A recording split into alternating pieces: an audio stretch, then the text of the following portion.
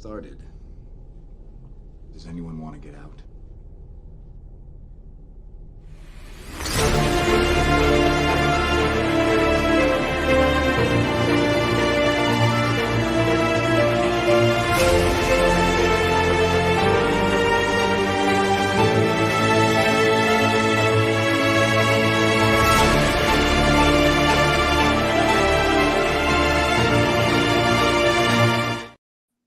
Hello, everybody. Welcome to this week's episode of the Friday Night Frenzy. Joining me is the usual of the DK crew. So, first off, we got the Lord of Comics himself, Jared. How you doing, buddy? How are ya? Fine and dandy like sour candy. And speaking of sour candy, we have the Mistress of Ships herself, Nix. How you doing, girl? Pretty good. And lastly, we have the Gay Bowser himself, Chris. How are you doing, my man? That was actually really good. Man, yeah, Friday. Whew. Yeah, TGIF, and we got John, getting in this comment here really early. How you doing, buddy? Hey. So yeah, let's just kind of jump into these mini topics. Oh, we got a fifth member has arrived. Forrester, how you doing, man? Hey, what's up? Hey. Oh, good. We just started. You did not miss a single thing, so you are good, my friend. So we got a good topic. Let's kind of get through these. We got two mini topics for you that we're gonna go through. First one, E3 is dead. Bury it. So the corpse of E3 has finally been dug up, shot, and then buried again. So E3 is officially dead. What do you guys think about that? Okay. Yeah, same. I'm like, I never really went to E3, so really, I'm like, why? No, I think the Dorito Pope killed it anyways with that god awful self-wankery of the Game Awards. Like all those like videos that we saw for those games, 100% deceptive. Those were all vertical slices or pre-rendered cinematics.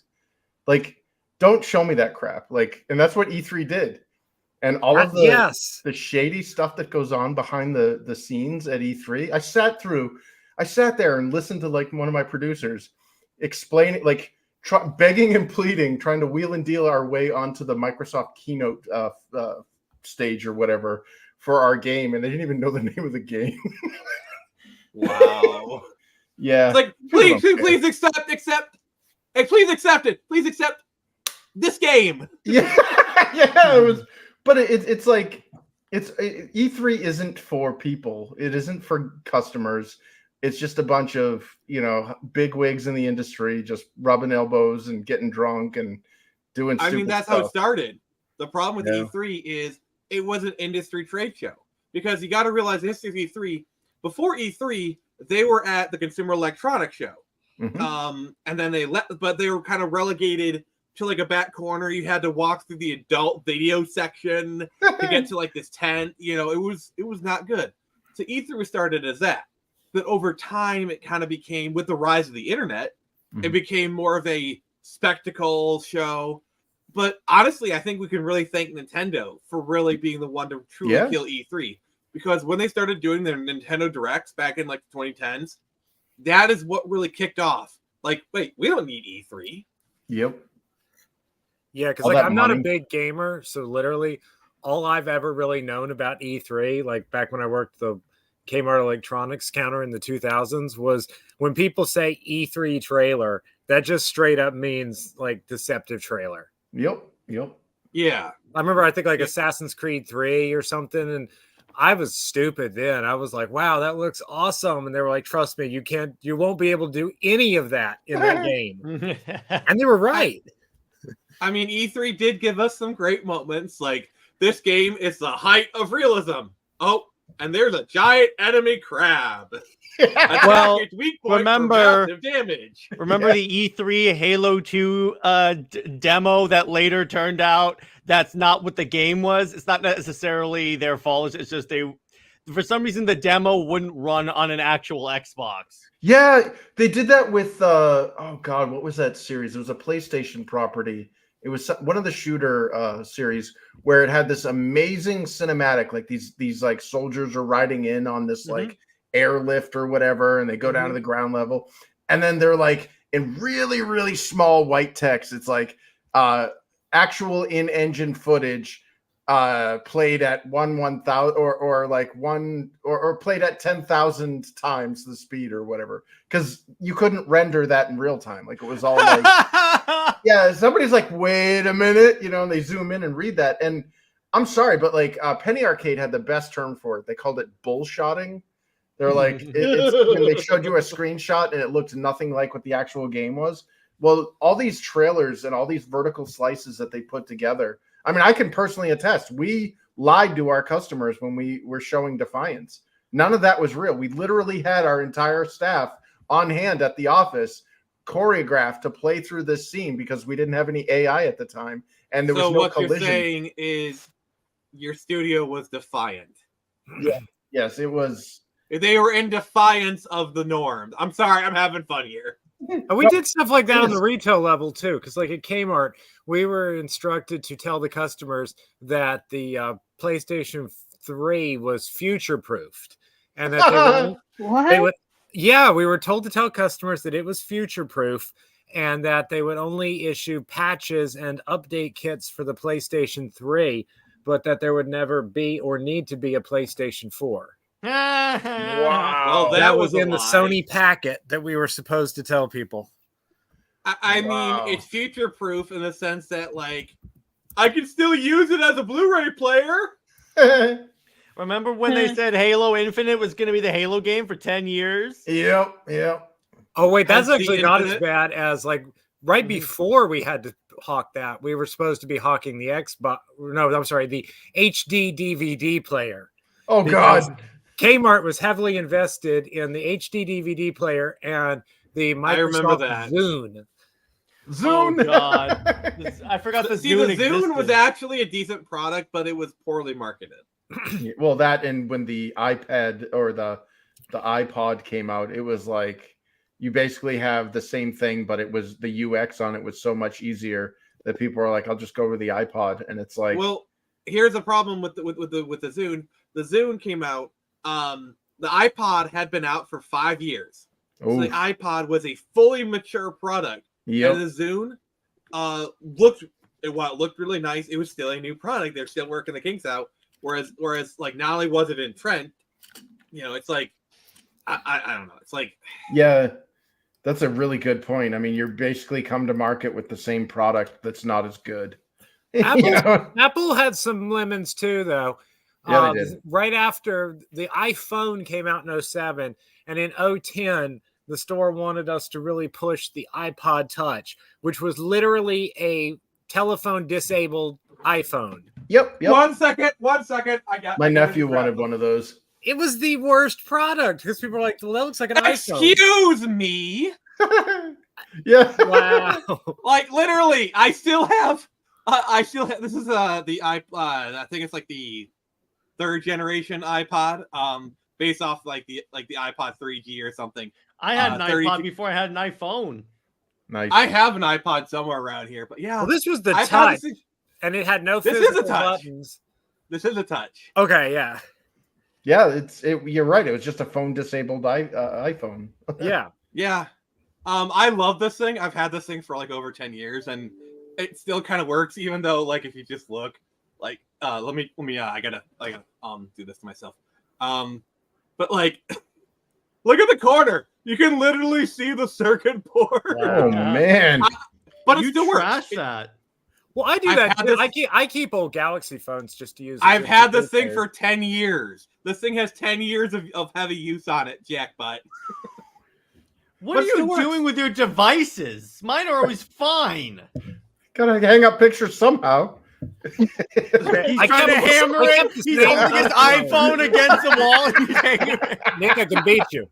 I kept the same flip phone from 2004 to 2020. Whoa. That was my first smartphone. 2020, when they finally just forced the phone off. They were not going to support it anymore. Well, the thing about this thing is it's 32 gigabytes. It has, decent enough storage. It has Bluetooth, like an older version of Bluetooth, so I can still connect to like the Bluetooth stuff. It has like the Wi-Fi. You can still connect to the Wi-Fi. It can still do like pretty much all the basic stuff you need for a music player. Like as a music player, it's still pretty good. It's just the batteries. It still has some battery left in it. I just don't use it that much because I mostly use my phone now. Hey, Lucen, we're just talking about old technology. I love how like you talked about the iPod Touch. I was like, mine's literally right over there. You know? Yeah. Man, That's cool. But yeah, so like E3 was kind of died a slow death. It's basically relevancy. I do think there is kind of a demand for like one event. And Jeff Keighley, God bless his soul, the man is trying to do a replacement E3. Yeah. Like, I'm sorry, but Jared, actually, Chris, can you look up the Doritos Pope image, the classic image, and share the screen, please? Because I want people to see the context. Chris, you know the image I'm asking, right? Mm-hmm. The Doritos Pope image of him, you know, surrounded by. Oh, like, you need to see this to believe it. Yeah. So yeah, what are some of your guys' favorite E3 memories? While he's bringing that up, and then we'll kind of close out the topic. Just the Halo 2 trailer. Nix, what's your favorite E3 memory? Oh, I don't put much stock in E3 anyway, so none of this really mattered to me. I'm more of the tried and true. Oh, I saw this commercial. This is not a parody. This image is not a parody. Jared, look at this. Yeah, Halo 4. He looks so bored. It's like he's got like Mountain Dew and Doritos beside him. Like, this is not a parody. This actually happened. Well, what makes it so funny is he's trying to pass this off as an impartial, like, you know, like, hi, I'm completely impartial to the games that are coming out and the awards that are given and stuff. Halo like takes home like the, you know, all of the awards or whatever, and it's like, that was amazing that Halo took. What are the odds? And there's like 5 minutes of commercials for Pepsi and Mountain Dew and Doritos. Oh, is this during the Spike Video Game Awards era? Yep, yeah, and it was like, I think it was Mr. Medicare, aka the internet aristocrat. It's like, holy crap, he's the Dorito Pope. I would love to see. I would love it if, as he's saying, I'm not biased toward any one game, he puts on a Halo hoodie, puts on the Master Chief helmet, and starts having like Doritos. What's hilarious is this type of image is something you would see in like a Super Nintendo, like a Saturday Night Live style parody of the I'm not biased, and you see Doritos and Mountain Dew next to him. This is literally parody, like hashtag not the onion. Yeah. All right, so enough of the Doritos Pope. Let's move on. I think we've thoroughly savaged that corpse. So the next topic we got is pretty interesting. Now we're fully into the comic book stuff. All right, so for those who weren't aware, the Steve Ditko lawsuit had been going on. Jared, do you have a pretty good summation of it? Basically, let me pull up someone else an article analyzing it because I do not. But yeah, so I'm gonna give kind of like my high level version of it. Then Jared's gonna correct all my mistakes here. I'm sure there will be mistakes because he is Nick, and he just turned 1 year older, so he's one step closer to being in the home. Oh no. Yes. I have. Nick's first birthday involved people actually playing catch with boulders. Actually, no, boulders hadn't been invented yet. We were on the third day, and God invented those on the fourth day. So, wow. Okay. No, I'm that old. That's not how boulders work. That's not how the Force works. I make it legal. That's not how Christianity works. Oh my God, I love you, buddy.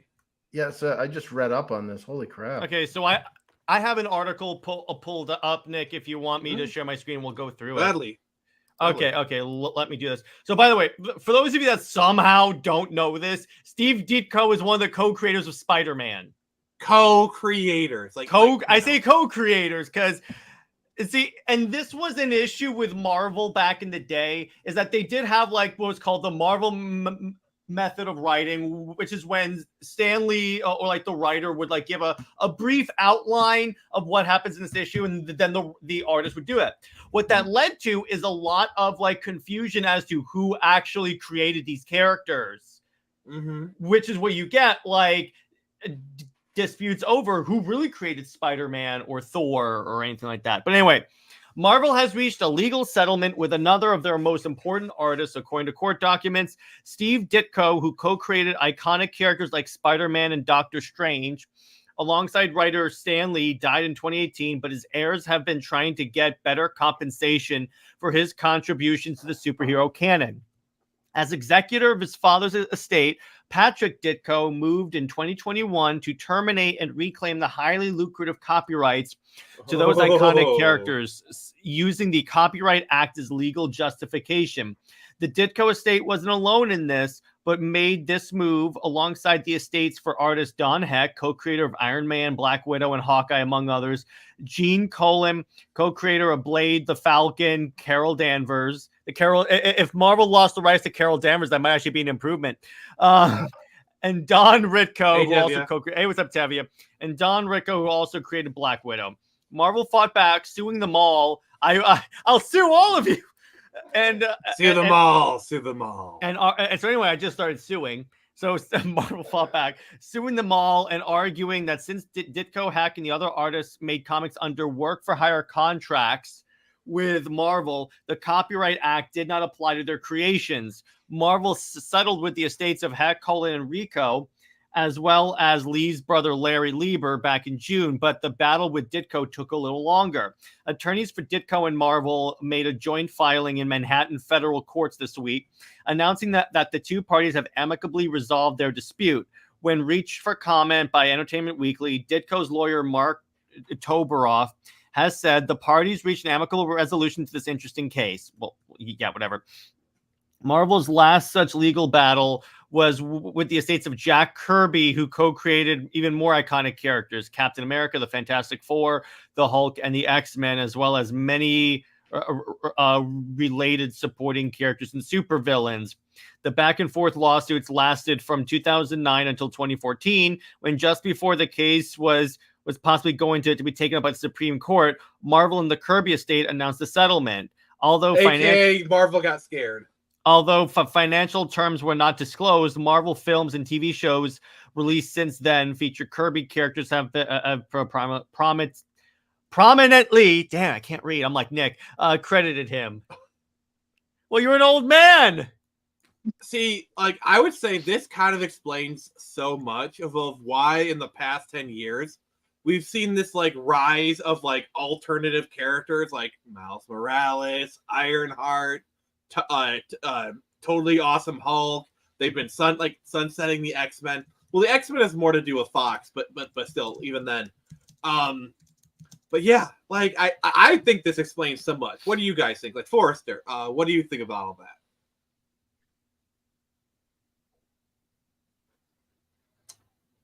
Bueller. All right, Chris. What do you think about it?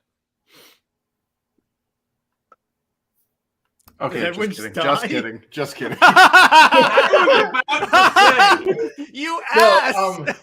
I would say that you are 100% on the mark, and I think they hide behind their woke bullshit. The whole let's blackify Spider-Man essentially isn't so much of woke as it is make the character visually distinctively different enough so that the Ditko family cannot claim ownership. Yeah, because Marvel owns the trademark. Like, they own the name Spider-Man. Now, because copyright and trademark are two different things. Because remember, I don't know if you guys remember this, but like about 5 or so years ago, the corporation, Stan Lee Enterprises, sued Stan Lee the person. Wow. Yeah, I mean, it's just kind of like, it's like just because like Stan Lee started the company, then he left it. So yeah, it's all really weird. So I kind of expect to see now that the Spider-Man stuff is kind of settled, they're not going to push Miles as much, I imagine. Well, I agree, but I still think that they're going to leverage Miles Morales for all of the blackifying of characters. Thor, we saw her by Odin's Fade. Like, they're Oh God, well, he was bald in that issue too, which is even funnier. He had the stereotypical cornrows, I thought. Well, yeah, Odin, no, not Odin. Miles did, but Miles did, look yeah. at look at even Wolverine. They turned it into a Mexican chick. Like, okay. like they're doing this with all of these characters, and like obviously, you know, it's triggering to like people are like, oh, this is clearly woke crap. But if you look at it from purely a business perspective, it's to make the characters as visually different from their original creations as possible while retaining the name. Well, and on that, EVS did a thing about the Tetevia. She was Mexican in the movie. That's what he's talking about. Sorry, yeah. But EVS was talking about this in relation to John Kent's Superman, because EVS was like, that's why they were pushing John Kent for so long, because they were about to lose the rights to Superman, or like the copyright was going to expire. So they're like, in the event we lose the rights to Superman, let's go ahead and get our own Superman. Yep. I want Superman, but we had Superman at home. James Gunn said as he cast David Cornsweet as Superman. I had to. All of this stems from these corporations not wanting to pay royalties. It's the reason why the Disney Star Wars trilogy, the sequels, were so awful. They literally had a gold mine, or intellectual gold mine. I can't say literally in that sense. And even then, they still ripped off the EU, because like the sequel trilogy is just a Legacy of 4 storyline. Yeah, but if they did a 1-for-1, so that it was different enough for them to say it was their own distinct creation, and they did a 1-for-1 and made it exactly like the Heir to the Empire, and you know the whole like all of that stuff, they could have made like absolutely brilliant cinema. But they don't care, because here is how bad Disney is. Are you familiar with the Alan Dean Foster situation with Disney? So Alan Dean Foster wrote a bunch of Star Wars novels. He literally wrote the first Star Wars novel, Splinter of the Mind's Eye, which I have, but I don't want to get up and get it. But that he is like one of the big Star Wars novels authors. Disney just stopped paying him royalties. And when he sued them, their argument was, well, you made that contract with Lucasfilm and Fox. And not us. Since we bought that company, those contracts they're fairy dust now. Yeah, we had Tinkerbell go out and do our thing. Yeah, that's totally what happened. I love how the more I win, the more stoner voice I got. You're a surfer dude. But it shows you how like I mean, I hate always bringing video games into this stuff, but like if you recall back in the 80s and 90s when you were watching the credits for video games, you were like, who the hell is Opa Opa and what is Boy Doy 29, and like all like they weren't names. It was like all the credits were like these weird codes or like handles. And the reason for that is because in the video gaming industry, they denied the talent in their companies to actually receive like credit and recognition for fear that other companies would poach them and be like, well, they're going to just take him. He's going to ask for more money and he's going to go elsewhere. Well, it's a tale as old as time. It happens in every industry. Yep. Like look at comics. When they started to like, I think DC and Marvel really dug their own grave in the 80s. Is when they started to promote like the rock star artists. Yep. You know, like they were the ones promoting the people like Jim Lee. Hey Chris Hicks, how you doing, buddy? They're like Stan Lee, Jim Lee, Tom McFarlane. You know, like they were promoting the rock star artists in the 80s. And so when you build someone up, they eventually be like, hey, I should be getting like I'm getting treated like a rock star. I should get rock star pay. Like I literally. You know, I launched you launched a book for me, and it sold 6 million copies. It's literally still the highest selling single issue comic to this day. I think is X-Men like Jim Lee's X-Men still like whatever it sold 6 million. It is still to this 8 day. Million, still to this day. 8 million. Still to this day, the hottest. You know, and so like they want more money. It's like, but no, you know. So they're like, fine, we're gonna start our own company with blackjack. Yeah, and that's the thing. And that's the thing, though. because you're talking about people. You're talking about creatives that have demonstrated that they bring in money for these companies. That's the astounding part. It's not like an unknown person showing up and telling you, "I want more money," and oh, cool. So someone's offering the caveman a birthday party. Yeah. But anyway, the thing is you're talking about guys Jim Lee sold 8 million copies of your X-Men #1. What? 8 million copies. 100. What? But yeah, and you're going to screw them over. Todd McFarlane. The list goes on, and Todd McFarlane is like, for a least amount of effort, for a very, very strong, for a very, very low amount of effort, they could have kept all of us, and they didn't. And when they went to DC, here's the astounding part: when they first off, they went to DC just to tell them we're never going to come work for you, so that was great. but then DC was like, "What?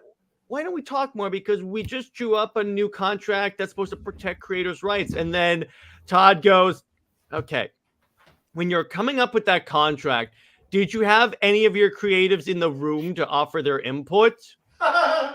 And then he's like, "Nope, I'm out." Yep, see ya. You got a bunch of And lawyers in the there. irony is 5 years later, DC got Jim Lee. So Yeah, and then Keely makes a good point. If it wasn't for Image Comics, there'd be no Comicsgate. Yeah, because Image showed that you don't need the big two to be a superstar with comics. and Yeah. we're literally seeing that history is literally repeating itself now with Ghost Machine. Yeah, exactly. That's literally an Image revolution. And I love how they're under Image now. They're an imprint under Image. So it's like Image is So like, technically, guys- it's Image Revolution V2. Yeah. yeah, because Image is of all companies that would understand this. So it's like, oh, Wow. but yeah. So we were talking about the comic book managers versus the artists, Mhm. but what about comic book pros versus the fans themselves?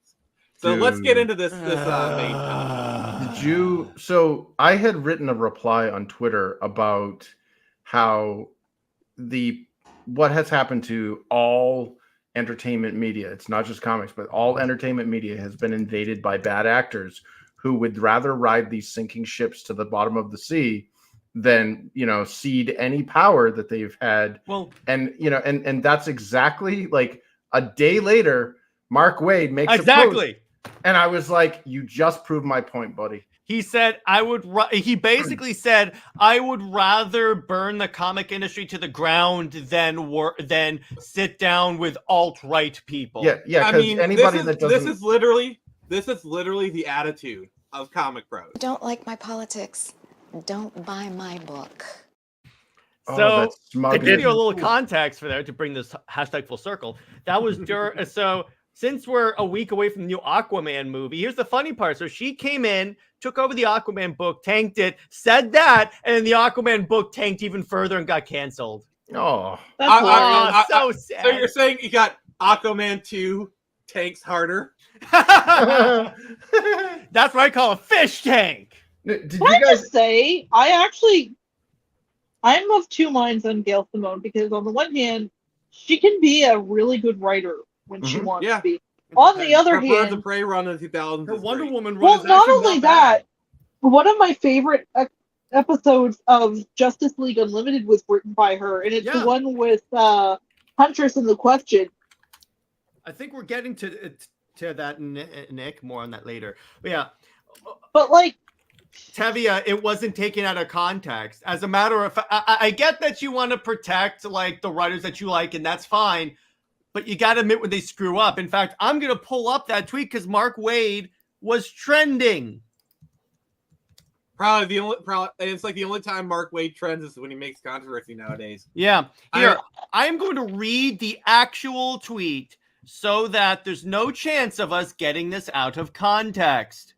All right. Yeah, we haven't even gotten to the meat of this discussion. So Tevia, tell me, how is this taking him out of context? It says here, I think a lot of us would just rather see the industry burn down than get together with the alt-right. I know I would. Sorry.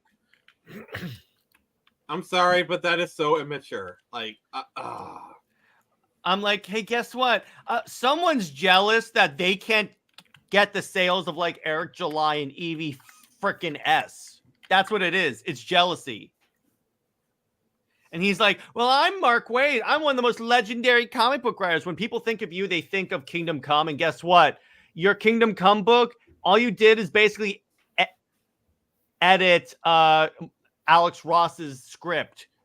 And it was so long ago. I was 9 years old when that book comes out, and I'm coloring my gray hair now. Yeah. It's an ancient book, 30 years. All right. That's that's like Dan Jurgens trying to come up with like, yeah. Oh my gosh. Yeah, this sums up what happened to the industry, guys. All right, you guys ready? Go ahead. Marvel Comics opened the door to left-wing activists. They say, nice hobby that you have. It's a little bit sexist, don't you think? Maybe you better let us in to fix it. Bitch, it wasn't made for you. You had no business coming in here and ruining it. You killed the comic book industry, and you weak-ass fat beard cucks who let these bitches come in here and make it unhospitable. Tell the fans that they're Nazis if they don't. Oh, sorry. I guess some technical difficulties. We're not going to be able to finish that one. Yeah. I mean, the technical difficulties is it was a little spicier than I imagined, and my producer Jared was telling me to kill it, and I do everything that Jared tells me to do. But anyway, so let's kind of get into the meat of it. Jared, do you have? I have an article pulled up. If you would like me to share my screen again, please do, good sir. I'm almost like screen time, and I'm sorry for referencing that shitty book. That never came out. God. So just pull up the goddamn article. Wait. Here's some Kismet. Here's some interesting things. I had just discovered this guy's YouTube channel when this happened. So because I was watching a bunch of comic book documentaries, and I'm like, okay, I'll check this guy out.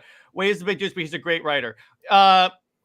When he's writing stuff according to Kingdom Come, because yes, his Flash run was good, but you notice recently he's like Dan Jurgens, who's like one of the largest one-trick ponies, because if you notice, whenever Jurgens is on a Superman run, some element of Death of Superman comes up. So I'm like, you can't write a Superman story without Doomsday or the black suit or the mullet, can you? But anyway, I talk enough about that on my show. So comic book shop owner is going viral for his comments that the modern writers don't actually love superheroes. Oh, I love that. Comic book shop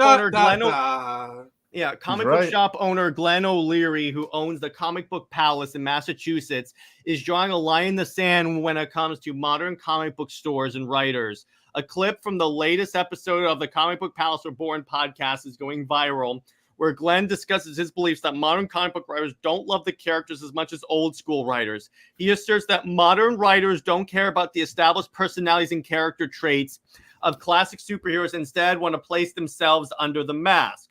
He's not wrong. Jared, didn't Chuck Dixon literally spell it out to us when we interviewed him like more than once? We're flexing here. Exactly, but and Tavia, oh, you mean the backup story when? Okay, I'm not going to go on any more rants. This is Nick's show. I'm going to restrain myself. All right. So anyway, to kind of say what Chuck Dixon said, he said that a lot of modern writers treat comic books as a springboard. Comic books, working for Marvel and DC, used to be the end game of your career. Like you basically built up your career to work at Marvel or DC. You told your stuff, and then you retired. It was a good life. Mm-hmm. But nowadays, people are treating Marvel and DC as a springboard to like Hollywood. It's like, I'm going to write for Vanity Fair after this. So it's like they don't care about the comics. This is just a trip. This is just a period of their lives. Like that's like, I was slumming at DC, and then I got to work on real Hollywood scripts. I got to work on Death Baby 4, The Final Plumage. I'm legit. Well, it also to add to that from the psychology of the writing pool that they've acquired, it goes back to you had mentioned it in a previous stream about the Lego test between boys and girls. Yeah. Like today's writers are majority women or feminized men, and they want to play dress up with Batman. They don't want to be Batman.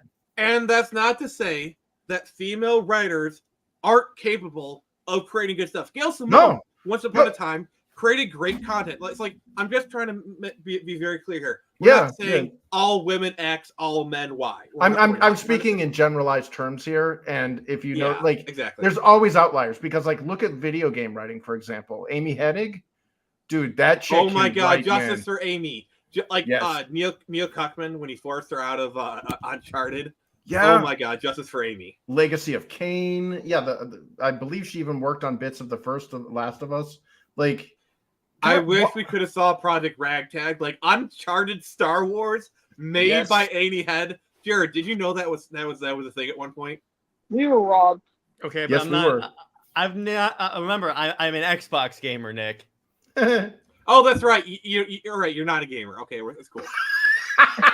I'm just gonna go flex and play Halo. So and Gears of War. So enjoy. I can literally. I can literally play that on my laptop right now. So I don't even need an Xbox. I can see I'm PC Master Race. I can play both Uncharted, Last of Us, Forza, Halo, and Gears of War all on one system. And yet you still play on your stone tablet, you old boob. Well, classics are classics. What can I say? Yeah, worked in yeah, dude. Yeah. And I'm noticing that with a lot of industries too, because, and I hate to say it, back in video games, a lot of the artists, the concept artists in particular, were too cool for video games, and they all were using it as a stepping stone to get into Hollywood. Yeah, you know, it's just, and look like Neil Druckmann is a perfect example. That guy doesn't give a crap about video games. Like he wants to do movies. Like it's the fact because like Last of Us basically plays out like a. Okay, I'm gonna piss off a lot of people, and I don't care.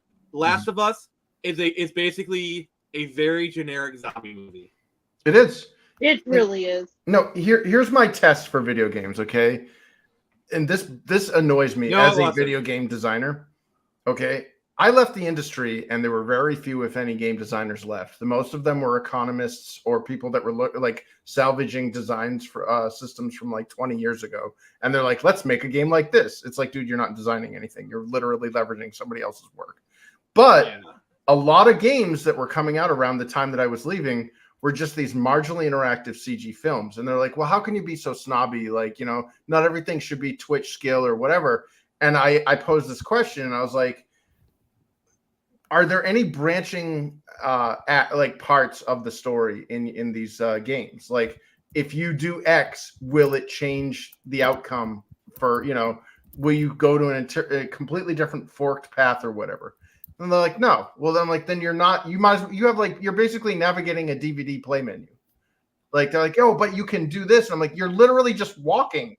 That doesn't require any attention from you. Yeah, and like the problem is basically these games are all playing out the same. You have your long corridor where people are talking. You have like this big open area where you can do stuff. Then you go. Then it just like God of War feels like Horizon Zero Dawn. Like Sony basically makes one game now. They make one game. That's all they make. You know, Spider-Man, kind of like it's still in that wheelhouse, but because it's like Spider-Man is more aping off. Like it's basically Spider-Man 2 for the PS2 combined with the Last of Us mechanics. Game. Yep. And don't get me wrong, like it's a great game. I love Spider-Man, but they're basically the only reason it feels different is because they're basically ripping off Spider-Man, like a 20-year-old game, like you said. Yeah, and it like I wouldn't have an issue with it if you could play The Last of Us and let the main dude live, or you know what I mean, like do something where there's a like you remember when we played Vampire the Masquerade Bloodlines? You could do so many different, like that game was very exposition heavy too. It had a lot of dialogue, but at the same time, you could do various actions and it would have ramifications further down the line and change entire outcomes. You could, I mean, if you said the wrong thing to the wrong person, you could like completely cut them out from helping you. Yeah. I mean, that's why the Telltale games got so popular back in the like late 2000s, early 2010s. Is Telltale was basically doing the same story model as Vampire. We're like, okay, you can have these choices, but you still lead back to the same thing. It all kind of funnels you in the same direction. It's just how you go about it, which it's kind of an illusion of choice, but isn't that all video games are illusion of choice anyway? They and coming from tabletop, like that was a kind of a sharp lesson that I had to learn, a little painful one, was that we don't have infinite resources like we do in tabletop role playing, when we're designing or developing video games. So yeah, like you said, everything kind of goes in a roundabout way to the same conclusion, which gives you that illusion of choice. But what I had always been pushing for was, why can't we do the multi-tiered endings or whatever? And it's like, well, do you realize that what it would take for cut scenes and dialogue and all this stuff? And it's like, well, maybe that's a nut that you got to crack, that is about working smarter with the resources you have, rather than trying to blow out and turn everything into a Hollywood movie. Like, if you ever played Deus Ex, Deus Ex had 4 different endings. I say look at No Man's Sky. Like, No Man's Sky is the perfect encapsulation of large amount of content with very limited resources. They did the procedural generation route, and it worked great. But yeah. So, but getting back to the comics, it's just Jared, you got anything you want to add to this? Well, the thing, I was watching your boy Zach analysis of this today. One of the things he said is, okay, there were a lot of people saying, oh my gosh, we finally beat them. No, we didn't. Don't declare victory too early. There were a lot of people celebrating first. It's a big step, but he basically was like, this is similar to when we went into Iraq, and then shortly thereafter had Bush show up on an aircraft carrier and said, mission accomplished, when we just got there. Yeah. Oh, I remember that. Oh my, that's actually a really good analogy there. But the best thing we got out of this was Mark Millar coining the term "cancel culture pigs." Yes, it really was. We need that's an aspect of the story we need to touch upon. So you had the comic book shop owner. He was getting piled on. Mark Millar enters the fray, and so Mark Millar is a creator that is, I would say, is infamous in the comic book industry for like all the right reasons. Jared, do you want to describe who? Well, first off, he is what these other comic book pros wish they had, because he basically has, like Zack Snyder, his own portion of Netflix where he can adapt practically any of his books he wants to. They wish that, and he makes like a crap ton of money on that. These people wish they had that, but they don't, because he's talented. They're not. But the thing about it is that, and that's why they're jealous of the cachet that his name has. Granted, to a degree, he is infamous. I agree with Nick. He does do a lot of Do you know what this letter stands for? He does do a lot of like shock, stories. However, it's shock for a purpose. There's not shock for shock's sake, like The Boys. So sometimes he does do shock for shock's sake. Like, I've read Kick-Ass, and I do like the series, but it does sometimes do like shock value stuff. Not gonna lie, but I do think he handles it better than Garth Ennis. But because the difference between Mark Millar and Garth Ennis is Mark Millar actually likes comics.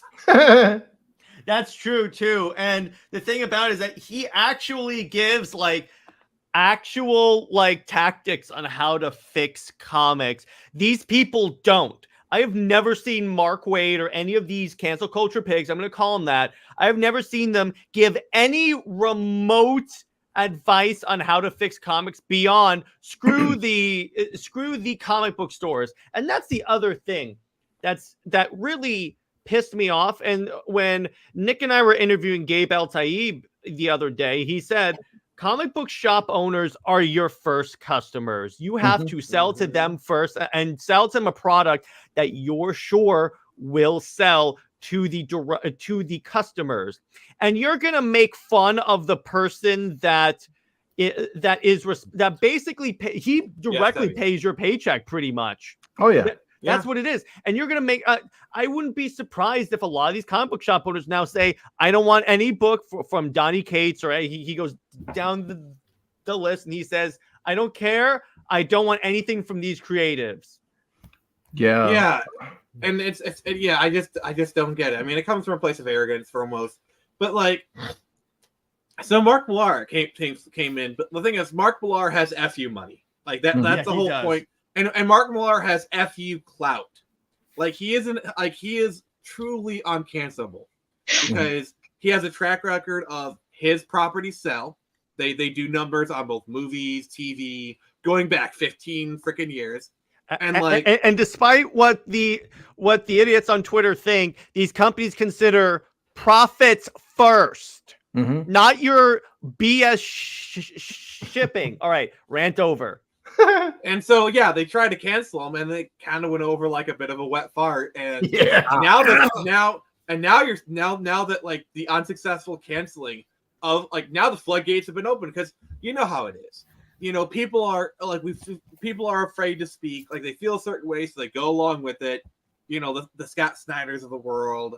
But like once one person speaks, the other people just flood right in, and I think we're going to see more and more of this. Yeah, because even Mark Millar said, I was talking to one of the top DC writers, and he says, I'm afraid to say anything about these people because I'm afraid I'm going to lose my job.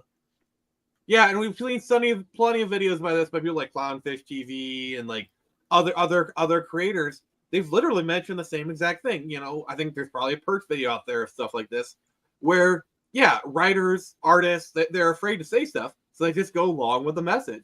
And now that it's kind of becoming like look at Disney. For the longest time, we all knew Disney movies are crap, but no one said anything because they were afraid of losing their access. Now it's publicly okay to say a Disney movie is crap, and look how much the floodgates have opened. Well, look, after Ant-Man, people are like, it's okay to say the Marvel movies suck. Yeah, and I'm like, I've been telling you this for so long, and oh my gosh, it's I was telling my own group of co-hosts, it's really tiring constantly being right all the time. Maybe these people should try it. Well, to quote Razor Fist, frick you, I was right. Frick you, I was right. Frick you, I was right. Well, so I was talking with some of the like on a stream previously today, and we were talking about the same issue. And you know, as somebody that's worked in marketing, you know, part of my job was to scout ahead and you know look for trends in business. And what I had stated, and I was refuted, and I'm glad I was, but what I had found was that long form entertainment is dead for people under like 30. Actually, the majority of people under 30 do not watch long form entertainment media. All of the stuff that we're seeing is designed for late 30s, early 40s people. Well, I would push back against that. It's kind of the format because like you have these young people, they'll gladly watch 5-hour YouTube videos on like this or that, you know, but like can confirm. But they're not the long like we have been demoralized. I watched the Snyder Cut 15 times. Yeah, but that's a hardcore niche. That's but Jared, you're old. You're also old. Like wait a second. You're calling me old? You have a walker in your background, sir. See, here's the thing, Jared. You're old. I'm older. That doesn't change the fact that you are also old. I'm not walking around with a cane, sir. I'm not walking around with a cane and a colostomy bag. Jared, I can still whip your butt with this cane. Are you whippersnapper? Get off my lawn! I control the seas. Well, I control the stream. Woo! So okay. What I had found though is that you know I've conducted surveys, I've reached out, and I have found that most Zoomers and Gen Alpha people who are the markets that you really want to target, okay, they're not doing long form entertainment anymore. They're doing TikToks, they're doing YouTube, like bites, like they're doing what the CCP demoralization app has taught you is small bite-sized doses of dopamine hits. They can't sit through a long form movie. They don't want to read a long form book, you know, and all this stuff. And what somebody had countered back with was they're like, yeah, we've you know, the people have looked into this as well, and they started talking to local comic shop owners, and they're like, well, what is selling? Because clearly nothing, is it a wholesale, nothing is selling? And they're like, no, actually we're getting a lot of requests now for old back issues. And then the reply to that was, oh, so the the Gen Xers, the old people basically are trying to basically reminisce or nostalgia on the old stuff. And to our surprise, it was no, the young people are also, it's a mix of targeted demographics. You're getting young people now grabbing the old stuff. And in my experiment that I've posited was, obviously trade paperbacks is the way to go. Like if you look at manga, the average manga page count is around 200 pages. Okay, so that's like your bare minimum actually. So if you could get the entire Marvel Civil War in a one trade paperback, and what if you hired new artists to put a new coat of paint on it? Same story, same paneling. Don't make Wolverine black. He's still got mutton chops, all that stuff, but give it a nice old spit shine for modern digital art. Actually, I was about to say, Chris, wait a second. Are you talking about updating something for the modern audience? That doesn't work out that well. No, I'm just saying the veneer, though. Here's actually my argument. The pencils and inks of this old stuff does not need to be changed. What's really the thing that needs to be changed is the coloring. Like, let's take the old that's because of the technology of the time. Yep. But like, let's say you take the Claremont X-Men run, okay, or the Frank Miller Daredevil run, and you give it a modern modern digital painting. They would look like if you take let's say a Frank Miller Daredevil, because I want to. Let's say you take one of those issues, all right? Give it new coloring. Let's say Gabe Al-Taib colors it, and then you put that, you give it a new cover too, let's say you have Marvel Remastered. Jared, thank you. But then you put that on a shelf next to another Daredevil, and your average audience wouldn't be able to tell the difference between, I'd argue the old comics would look even better because I took a deep dive into the old X-Men stuff when I first started Comics Watch, and the thing that blew me away is because comic books were flats because of the newsprint, the inking had to do a lot of the heavy lifting of the shading. So you have a lot of the shading baked into the inks, and so if you have a really good colorist who knows how to work with that, I would say it would look even better because the art is better, because the caliber of artists you would have in the 70s or 80s, it's just on a whole nother level. The other thing is I think part of the reason why, to your thing, Chris, to your little experiment thing, I think the reason why you saw a lot of even young people going toward the old stuff is because when you first get into comics, the number it's like, let's say you want to read Batman. People are going to say, going onto YouTube for Batman reading list, the top 10 Batman books everyone should read. And I got news for you. It ain't Gotham War. It's all the older. It's all the older stuff like Dark Knight. The newest Returns stuff you might have. Newest stuff might be the early 2000s. Yeah, exactly. Gotham War is the one you want to avoid. Yeah, exactly. so here's the example that I give. So Wolverine's first appearance in Incredible Hulk. Okay, he wasn't fully formed at the time.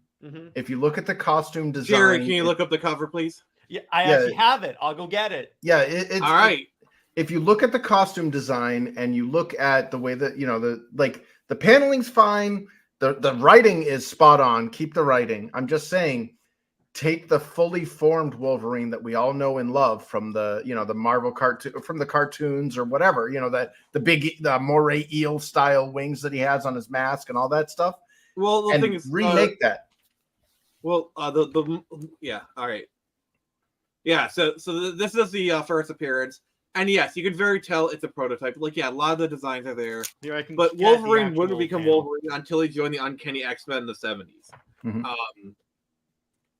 Look at that. Okay. He looks like a pissed off honey badger. And fun fact, the claws, when they first created them, the claws were part of the gloves. They weren't going into his body. Yeah. Yeah, and then there's the other thing, like speaking of the claws, up until I'd say about the 2000s, Wolverine's claws were more like pointed cat's claws. They didn't start to become more of like the stuff until like I'd say the Claremont Frank Miller Wolverine, when they become like katanas. Like basically he gets his own katanas from his fist. Before, even in the 90s, I think Jim Lee drew Wolverine with like one of the cat's claws, but he didn't get solidified with more like the katana claws until I'd say like late 90s or 2000s, like the movies. Yeah. Well, Ryan Singer movie solidified that. Let's not forget, there's one movie that showed us that katana claws were cool, and that's called X-Men Origins Wolverine. Look at Deadpool. Oh God. He had a big old katana just come out of like his forearm. Baraka. I was that earlier, and I'm like, how are you bending your arm? Like, it's a katana that's like as long as my arm is somehow coming out of him. Yeah. Just. Oh my God. How is he moving his wrist? Baraka. So for those who don't know, there's a Mortal Kombat character called Baraka who basically has that power. He basically has the katana claws come out. Like, oh my God, Tevye, you're so on point. I got you, Nick. I'm pulling it up. He even looks like Baraka. Jesus. Yeah. God, so Forrester, if you're still there, you got anything to say? You kind of been quiet for us. No, I had to take a phone call a little while ago, but okay. No, I was just thinking about. I agree with him about the cancel culture in comics is not over, but I think what happened the other day when he's mentioned Bush, I was trying to think of a war analogy. It would be almost like if your enemy fires a nuke and it doesn't go off, and they show the whole world that their vaunted nuclear arsenal is outdated, inoperative. The war is still going, but they've just really shown their limits. Oh, you mean like how North Korea keeps trying to test their missiles and they keep failing? I wasn't going to name a particular country because of monetization, but yeah. Cat's out of the bag, but anyway, let's move on. But that's what I feel happened. I think that there's going to be just as much. I think if people say like, oh, it's all over. No, there's going to be, but they were not able to destroy this shop owner. Or wait, they tried to destroy Mark Millar when EVS posted and said, "Oh, cheers," when like EVS congratulated him or something like that because Mark Millar actually interviewed Glenn on his show, and then EVS like complimented him on it, and then I think Millar was like, "Cheers, bro." No, my hot take is what I told Nick on Twitter the other day.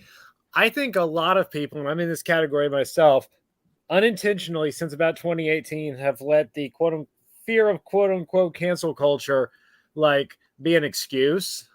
And like, oh boy, I couldn't do any professional writing right now. I'd get canceled. And it's like, yeah, but that's, you don't know till you try. It's like, that's just an excuse to be chicken. And I got news for you. If you build up a large enough audience, you're invulnerable. Pretty much. Forrester, real quick, I need to share this. I think Jared will get a kick out of this. Yeah, that's Nick actually writing the first issue of his first comic called Caveman Ugg Ugg. Oh my God. I'm sorry. I was scrolling through Twitter and I saw that. I was like, yes. But Forrester, please continue. That's me and my phone. Oh dear. Yeah, exactly. Nick, what did you say back the other day? You said something about that tweet, and I was like, yeah, that's a good point. Before we do that, Chris, you got something to say? Oh yeah, thanks for having me, man. Yeah, I don't have anything to show at the moment, but well, I do, but it's how dare you? Yeah, man. Yeah, happy birthday, man. Belated birthday. It looked like you had a blast at the pinball machines. And okay, what sucks about that is I was only there for like a half an hour. Apparently, like when we come in, I guess like a water main had broken, and it was like they couldn't repair it, so they had to shut the arcade down. So me and my friend, we went upstairs. We had honestly a pretty nice dinner, and then I just kind of went back home. So I mean, I got to do something at least, so it's all good. And Nick told stories about hunting saber-tooth tigers back in the day, except in the way he told it, he was the one being hunted by the saber-tooth tiger. Oh, no. Actually, no. I had a pet saber-tooth tiger for Sure you for did. House Guardian. Sure you did. Is Sure it named did. Hey, Cringer? don't you make fun of Fangy. Don't you dare make fun of Fangy. She was a noble creature. She protected me from those woolly mammoths. Because she was preparing to eat you. So you think she was preparing to eat me for 15 years? No. Yeah. But humans, according to saber-tooth tigers, humans are best served cold. Oh, And God. very late. Well, joke's on her because that night I had saber-tooth tiger for dinner. But besides the point. And then the Tastes like meteorite hit. Well, right. no, that was the day after that, but we were good. Mhm. Well, with that said, thanks for having me, and I gotta get going. See you next week, brother. Have a good Bye. Bye. Funny, you should mention that Peter Venkman fangirl because I have a great story I want to tell. So I did like this stupid Ghostbusters 2016 post, and it like took off like mad. It took off so much that Paul Feig himself even responded to it. Oh, it was so great. But anyway, Forrester, I'm sorry I keep interrupting you. Please continue. No, I don't mind. Pretty much everything I would have said we kind of covered anyway. No, well, you're trying to prompt me for like a thing I mentioned. Can you remind me, please? Yeah, I don't remember now. We were talking about, I've said something that people use cancel culture as an excuse and something else. Oh, yeah, because like I feel like there's people who use these things as kind of like an excuse, like whether it be like sexism, cancel culture, racism. Like, for example, when I was going to college in like I think the early to mid 2010s, slightly before the invention. I want to flick you off so badly, but I'm trying to be good here. Don't set me up so well. So anyway, there was this lady who I was honestly like cool with. We weren't like friends, but like we were cool. We can't hang out sometimes. But like we were doing this like I think like Photoshop class, and she wasn't doing too good. And I heard her come into class, and she muttered, "Oh, the teacher, he's just sexist," you know. And I just remember. So yeah, and it's just and I see a lot of comic book creators. They talk about, oh, I'm shadow banned. That's why my comic book isn't doing enough. And I'm like, I'm sure some people are shadow banned, but like, I feel like a lot of these people are just using shadow banning as like an excuse to why their stuff didn't connect or whatnot. I'm not saying any individual people are saying that, but just the volume of people who claim that, it just doesn't add up for me. You know, and plus some of these people are like not that well known. I don't know. It just, to me, it just doesn't sit right. It doesn't smell right, if you will. But yeah, I think what Tevya and Peter Venkman are saying really does ring true. Is that cancel culture only has power if you give it power. Jared, is there anything you want to speak on to that? Well, yeah, because a lot of these people thought that they had power because for so long people were like afraid to say anything because they're like, I don't want to be like canceled as well. Now people are starting to see that like that the cancel culture pigs have little to no power, like little to no, particularly like comic book pros, because they don't realize in terms of the rung of like entertainment, I as much as I love comic books, they're like near the bottom. Yeah. And speaking of like the cancel only gives you power, it reminds me of the scene. Anyone ever seen the movie Snowpiercer? Nope. No. It's a really good comic book movie, so thus we can cover it. Stars Chris Evans, and there's kind of the scene where like the guards are facing down like the downtrodden people. And so the guard clicks his gun and it goes click. It's like, they got no bullets in their guns, and all of a sudden everyone just charges forward and the revolution begins. So that's kind of what that's what it reminds me of there, you know. Mm-hmm. So yeah. Anyone else got anything they want to talk about, or else we can kind of start wrapping up? Yeah, I'm good. All right. So, Nix, any final words? Anything you want to mention? Nope. All right. Jared, is there anything your final words? Anything you want to kill or mention? Well, one thing I want to mention is that, again, don't care what these people think. They're not important in this industry anymore. That's what they are. Because here's the thing. They're seeing people like Eric July show up and get like millions of dollars, even on a non-ISOM book. Like Alpha Core raised $1 million. They're seeing that. They're seeing people start up, immediately have the success. To them, it seems immediately. They don't realize all the work that Eric put into building his audience. But my point is, they see him as a threat because he shows that you don't need to be a slave to the big two in order to make a lot of money in comics. Mm-hmm. Anything you want to chill? Well, the fact that Nick is an old man, but in terms of we will be discussing there's a movie night, Dawn of the Dead, tomorrow at 6 p.m. Eastern. And then in terms of next week is a very important week because it's the release of Rebel Moon, yet another reason to ignore Rotten Tomatoes. And will be the 200th episode of Under Two Capes. So we'll be doing a nice little live stream for that one. All right. So, Forrester, final thoughts and chill away. I don't have anything to show right now, but thanks. I'm good. Any final thoughts? No, pretty much said what I said. I think we covered everything. All right. So, if you made it this far, please remember to like, comment, and subscribe. Well, you guys have been commenting, so that's cool. And then we have a Patreon. Link is in the description below. And as far as Screecher, so Critical Blast has the comics. Everything has already been sent out, or it will be sent to him soon. There's a few things in the printers. They're going to be sent directly to him. We are looking to ship out Screecher within the next few weeks. So we're hoping at like first or second week of January, if not sooner. That's what we're looking at. And thank you, Keely. Appreciate it. And so everyone, thank you for stopping by. This is actually probably one of our best episodes yet. So and it's all because of you guys showed up. So I thank you for that. And this has been Nick from the Phoenix Press. And remember, Jared is stupid. He's a poo-poo head.